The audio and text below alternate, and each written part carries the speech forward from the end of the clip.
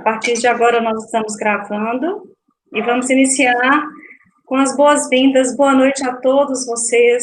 Muito obrigada pelos que estão aqui presentes, muito obrigada para os outros que também vão nos assistir posteriormente. Professor Carlos Cavalcante, boa noite, seja muito bem-vindo. Nós estamos aqui com o evento Codanorte, Semana do Meio Ambiente, Seminário de Educação Ambiental 2020. Nós estamos aqui também com a presença do professor Carlos Cavalcante. O meu nome é Soraya Ottoni, eu sou coordenadora de Educação Ambiental do Codanorte, e hoje estou aqui como mediadora desse nosso evento, dando as boas-vindas a todos vocês que estão chegando. Gostaria de agradecer de forma muito especial aos nossos convidados anteriores também. Vocês estão me ouvindo bem? Sim, para mim está ótimo aqui. Ok. Aos nossos convidados anteriores, ontem, por exemplo, tivemos a presença ilustre do nosso engenheiro ambiental, o Pedro Bicalho, e estou permitindo, pessoal. Sejam todos bem-vindos aí aos que estão chegando também, tá? Então, nós tivemos também hoje pela manhã a presença do André Luiz. O André Luiz, ele é diretor da LACS, falando muito sobre lixo, o lixo eletrônico, falando sobre a importância do nosso descarte adequado de pilhas e baterias e quão danoso isso é. Então, assim, foi muito relevante, trouxe grandes contribuições para o nosso evento. De forma muito especial, eu quero agradecer ao Codanorte, que é o consórcio de desenvolvimento ambiental sustentável, que hoje está aí com 60 municípios consorciados, e essa nossa palestra vai para esses 60 municípios, onde a gente vai atender ao programa de educação ambiental com muito carinho, tá? Na pessoa do Enilson Francisco, que é o nosso secretário executivo, e também na pessoa do nosso Joãozinho, presidente do Codanorte. Meu forte abraço e obrigada pela confiança aí de entregar para mim esse presente de poder fazer parte de tudo isso. Quero também agradecer a presença do nosso convidado, Carlos Cavalcante, que está aqui conosco para poder falar sobre o Dia Mundial do Meio Ambiente. É comemorado no dia 5 de junho, e é um momento em que todos nós tentamos fazer aquela campanha de mobilização, campanha de sensibilização, e hoje a gente está aí diante de um contexto global muito complicado, e agora a gente está disposto a tentar fazer alguma coisa. O Codanorte, ele vem fazendo, ao longo dos últimos anos, eventos nas cidades, presenciais, mas em decorrência da pandemia, nós estamos respeitando aí o isolamento social, a quarentena, a gente está tentando fazer esse evento de forma remota dessa vez, para não ter aglomeração, e dentro de todos os cuidados de segurança, o Codanorte achou mais prudente fazer isso de forma segura. Por isso é com muito carinho que hoje nós estamos recebendo aí o Carlos Cavalcante. Eu queria falar um pouquinho sobre seu currículo antes das suas considerações iniciais, professor. O professor Carlos Cavalcante é professor de redação e linguagens. Ele tem uma trajetória profissional relevante como professor nas séries fundamental, médio, técnico e superior.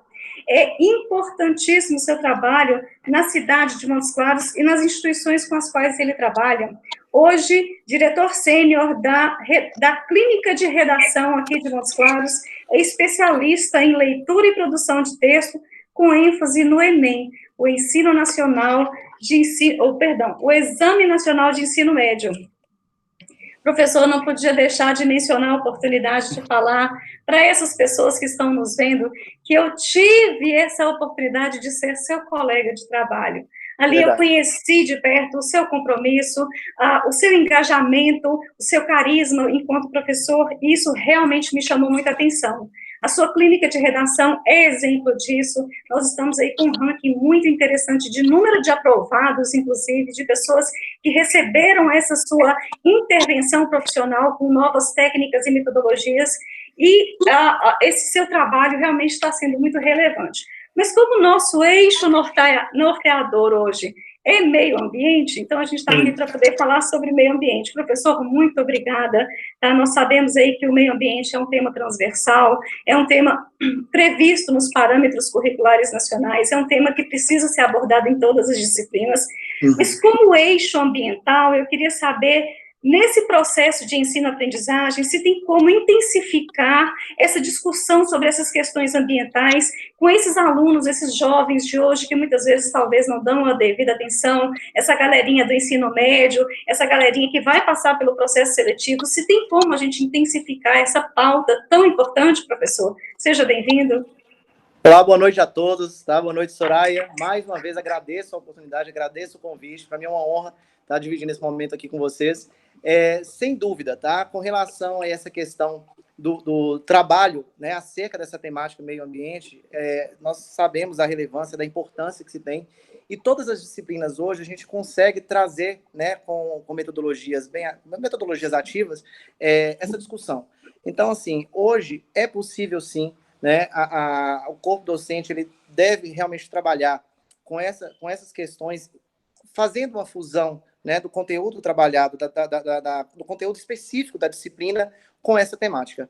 O eixo ambiental, inclusive, é um eixo social, né, um dos eixos, dos 4 eixos cobrados no Enem, a gente tem o eixo social, cultural, político e científico.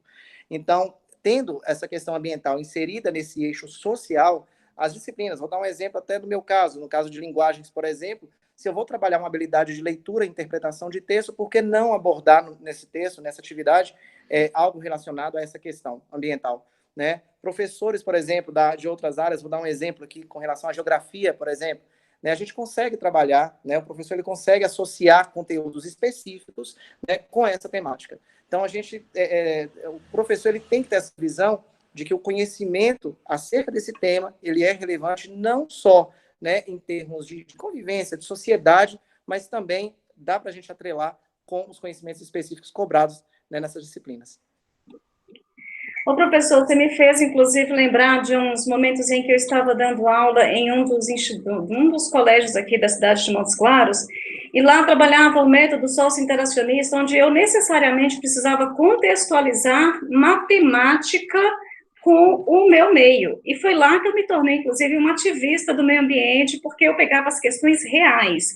Ao invés de usar os cálculos estatísticos, ou então as disciplinas um pouco mais bizarras, eu falava daquele navio petroleiro que, de repente, estava vazando aquela quantidade de óleo, que fez aquele estrago muito grande, e vamos, então, calcular a dimensão daquele estrago que foi realizado ali.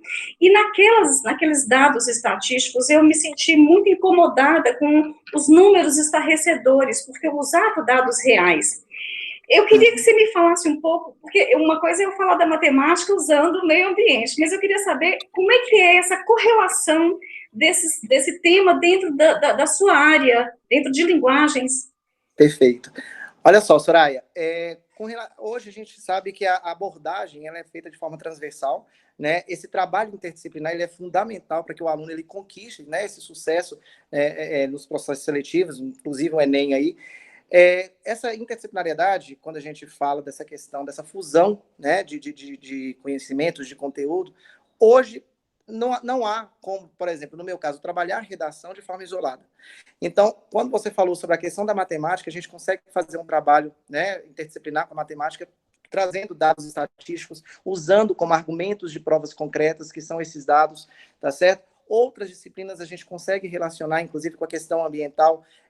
Se a gente vai trabalhar, como eu falei com você, a questão da geografia, se eu quero fazer uma comparação com o contexto histórico, por exemplo, eu consigo trazer isso para dentro do texto, até porque hoje no Enem existe um critério dentro das competências que é a inserção de um conhecimento específico. Então, não adianta o aluno apenas saber escrever, né? Ele tem que conhecer aquela temática. E só ressaltando mais uma vez que a questão ambiental é um eixo cobrado, é um eixo específico, inclusive que já foi cobrado 2 vezes no Enem, e há quase 12 anos 12 anos, exatamente, 12 anos, não cai nenhuma temática com relação às questões ambientais. Então, essa questão da interdisciplinariedade é fundamental e você consegue, inclusive, no caso da redação, no caso de linguagens, associar a qualquer disciplina. Então, é fundamental essa questão, sim, viu? Inclusive, a matemática, inclusive, eu até terei uma live essa semana justamente com o professor de matemática falando isso. Exatamente o que você falou. Olha só, professor, eu conheço muitos profissionais da nossa área, do nosso ramo, diretores, supervisores, pedagogos, professores de diversas disciplinas, que trabalham, assim, com muita dificuldade com esse nosso educandário atual. Os nossos meninos, eles estão, assim, estressados com a quantidade de informação também. Mas aí é onde vem uma parte do seu trabalho que eu acho muito relevante, que é a sua intervenção. Esse lance de proposta de intervenção com os alunos de hoje, que talvez eles não estejam preparados para poder solucionar uma boa redação, assim, com o desenvolvimento de princípio, meio e fim, com prováveis sugestões de resultados. Como é que é esse seu processo de intervenção que você faz? Que, por sinal, já tive notícia, mas eu queria que você contasse para a gente um pouquinho. Vamos lá. Olha só, a gente sabe, hoje no Enem, das 5 competências, a 5ª competência, ela exige exatamente essa questão da proposta de intervenção, é de você enxergar o problema, tá? E você apresentar uma solução para esse problema. Aguçar essa criticidade, né, nos alunos é um trabalho que nós temos desenvolvido justamente para eles conseguirem cumprir essa questão da solução. Essa questão, esse eixo ambiental, Soraya, quando a gente faz esse trabalho com eles em sala de aula, a gente tenta trazer estratégias para que ele consiga extrair essa problemática e trazer possíveis soluções que estejam relacionadas a agentes que são responsáveis. Então, assim, hoje a gente percebe muito o uso, por exemplo, do Estado, do governo, né, como um agente, né, um agente na proposta de intervenção. E aí eu paro para pensar, será que esses alunos não têm, né? Será que eles não conseguem? E isso a gente trabalha com eles, né? Mas essa questão de pensar como sociedade, de forma coletiva, de forma plural, será que eles não pensam que, além do governo, existem outros agentes que podem solucionar esse problema? Desde a mídia, promovendo, né, promovendo aí conscientização por meio, né, de veículos de comunicação, a própria sociedade em si, a própria escola, né? Então, tudo isso, é isso que a gente quer aguçar nesses alunos, para que eles tenham essa maturidade de entender que não é só responsabilidade do Estado, da mesma forma que não é só responsabilidade da sociedade, a gente tem que perceber isso como de forma plural, de forma coletiva. Então, a proposta de intervenção, esse olhar crítico, a gente trabalha justamente para que o aluno consiga dominar essa entrega de solução para os problemas abordados. Eu vejo hoje, professor, esses nossos mecanismos de ensino, a dificuldade que a gente tem de fazer com que nossos alunos sejam críticos e reflexivos. Hoje é um atual problema, assim, em meio a tanta coisa que está acontecendo atualmente. Mas, assim, como o meio ambiente traz diversas pautas que a gente chama de pautas verdes, né, eu queria saber, assim, para tema de redação, o que você sugere? Quais são as propostas que, de repente, podem vir como tema? Eu queria saber, assim, o que eu poderia estudar mais? O que meu aluno que vai tentar o ensino pode dar uma abraçada? O que você sugere enquanto proposta, professor? Perfeito. Dentro desse eixo temático, a gente consegue extrair várias delimitações temáticas, né? A gente consegue citar aí a questão, por exemplo, da escassez de água, né? Que é uma questão bem ressaltada na sociedade. Além da escassez de água, a gente consegue também trabalhar com as queimadas, né? Porque, assim, os temas de redação, eles vêm em situação problema. Então, eu tenho que mostrar a problemática, evidenciar esse ponto negativo. Então, a partir do momento que eu falo sobre a escassez de água, a partir do momento que eu falo sobre queimadas, a partir do momento que eu falo sobre desmatamento, né? Eu já consigo associar essas problemáticas com pontos positivos, né? E aí é onde nós vamos trabalhar com esses alunos a questão da solução, né? Essa implantação da sustentabilidade, essa consciência de preservação, né? Essa consciência de sair da zona de conforto e preocupar mais com o seu meio. Então, assim, esses pontos, como foi falado, né? Escassez de água, desmatamento, a questão da Amazônia, por exemplo, apesar que já foi cobrado no Enem uma vez, essa questão da preservação amazônica. Então, são pontos super, super, super relevantes, né? Inclusive, até mesmo a questão dos animais, por exemplo, a extinção, que entra nessa questão ambiental. Está chegando mais gente, sejam todos vocês muito bem-vindos, obrigada aí pelo carinho, pela atenção de todos, tá? Eu estou gostando de ver aí essa participação. Algumas pessoas já me encaminharam, inclusive, professor, por e-mail, algumas perguntas, mas como hoje é mais uma modalidade de seminário, é mais uma explanação. Eu queria muito poder ter o senhor como nossa referência para posteriores palestras. Assim que essa pandemia acabar, eu queria muito a sua presença nos nossos eventos de educação ambiental, porque realmente são temas muito relevantes. Mas eu queria muito te fazer uma pergunta que me traz inquietude, me traz um desconforto muito grande, professor, que é o seguinte: de repente você está trabalhando esses temas, tá? A gente tem aí a parte boa, que é conscientização ambiental, que é a parte de reciclagem, que é a parte enfim, a gente tem várias coisas que são interessantes e relevantes. Mas, de repente, quando você mencionou sobre queimadas, recursos hídricos escassos, a poluição dos nossos mares e rios, quando a gente fala também sobre a produção excessiva do lixo, do resíduo sólido, esse lixo que vem trazendo aí esse desconforto gigante para todos nós com esse gerenciamento.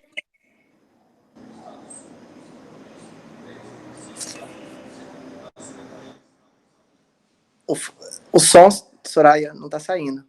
Para mim, eu acho que é isso. Isso. Tem alguém também que está com o som ligado. Deixa eu só ver aqui quem é.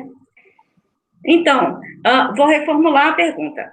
Você falou sobre esses temas e pautas que trabalha com seus alunos, mas o que me gera um desconforto muito grande é saber que, ao trabalhar desmatamento, poluição, produção do lixo, escassez de recursos hídricos, camada de ozônio, nossos mares contaminados, nossa água contaminada, nosso solo impermeabilizado e entupido de agrotóxicos, de repente, como é que esses alunos seus, será que eles estão tão desconfortáveis quanto nós, professores? Porque nós somos formadores de pessoas. Então, eu queria saber se os seus alunos, esses jovens, que se trabalha mais com uma galerinha jovem, como é que eles respondem a esses problemas ambientais? Eles também se sentem desconfortáveis? Me fala um pouco dessa reação deles. Olha só, é bem assim, não sei, infelizmente a gente tem que falar por esse lado. A preocupação muitas vezes em, por exemplo, trabalhar uma temática como essa em uma prova, seja em um processo seletivo, independente da disciplina, seja redação, o que for, interpretação de texto, eles conseguem realmente levantar essa questão e essa preocupação. Mas aí vem aquele questionamento, Soraya, será que essa preocupação, essa visão crítica, ela faz parte do cotidiano desses alunos? Ela realmente está conectada de forma incisiva na vida desses alunos, né, desses jovens? Então, assim, hoje a gente percebe que quando eles vão, por exemplo, no meu caso, produzir um texto, eles mostram uma visão, uma preocupação, papéis do que a sociedade deve fazer, mas, infelizmente, eu, como professor, tenho que falar, não, a partir do momento que você escreve algo, mas ali você age de forma diferente, você mostra na prática que você não tem total ciência do que está acontecendo no seu meio, né? E hoje, essa preocupação, ela está muito com relação aos processos, em vencer aquela etapa que ele está inserido. Mas em termos de convivência, de sociedade, de um hábito, né, contínuo de sua vida, realmente, infelizmente, não é o que parece ser. Então, assim, a gente precisa aguçar isso mesmo. Não é algo, virou algo muito metódico, né? Eu acho que, inclusive, colocar até uma observação, essa questão ambiental, ela deve ser mais trabalhada, ela deve ser intensificada em vários meios, em vários veículos. Nós temos várias esferas formadoras de opinião, desde a família, a escola, né?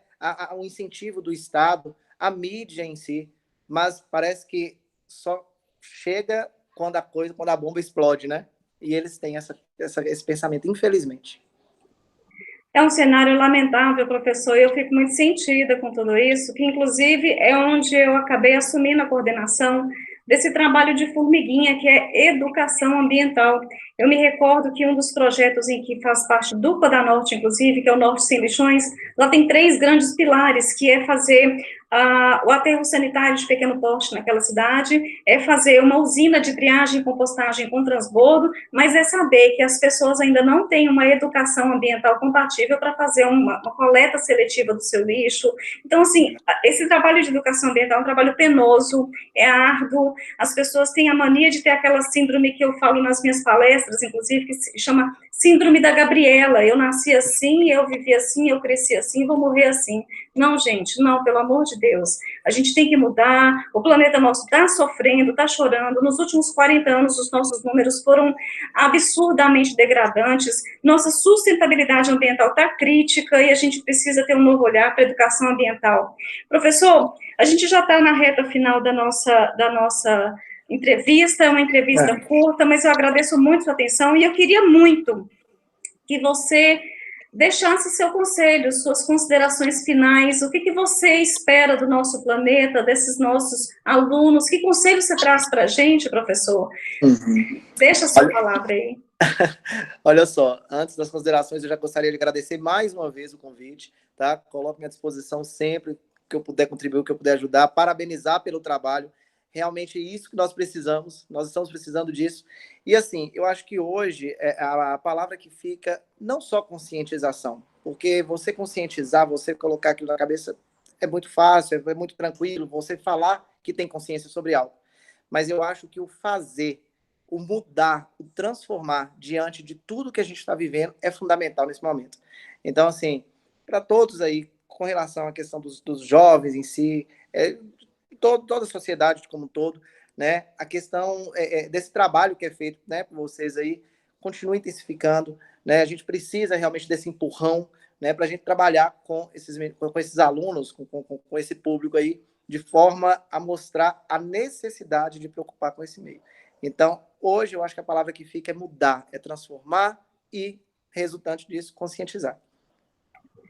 Oh, professor, você disse tudo, eu amei demais da conta, suas considerações foram incríveis, nossos agradecimentos aí de forma muito especial para essas contribuições valiosas ditas pelo nosso professor Carlos Cavalcante. Eu também queria tecer aqui o agradecimento a essas pessoas que estão aqui conosco, muito obrigada pelo carinho de todos vocês. Tá? Eu gostaria também, antes de finalizar o nosso seminário de hoje, fazer um convite. Amanhã nós temos mais coisas interessantes. Amanhã nós temos aí, às 10 horas da manhã, a professora Amanda Rever, para poder falar sobre o consumo consciente. Nós temos também a Magda Nogueira, às 11 da manhã, para poder falar sobre garrafas de vidro, que é um trabalho artesanal em que eu tenho uma admiração muito grande. No mais, meus queridos, eu vou encerrar a gravação dizendo o meu muito obrigada, uma boa noite a todos, boa noite, professor. Muito obrigada pelas suas contribuições. Eu que agradeço, muito obrigado, Soraya. Até mais, gente, boa noite. Nós vamos finalizar agora a nossa gravação. Boa noite a todos.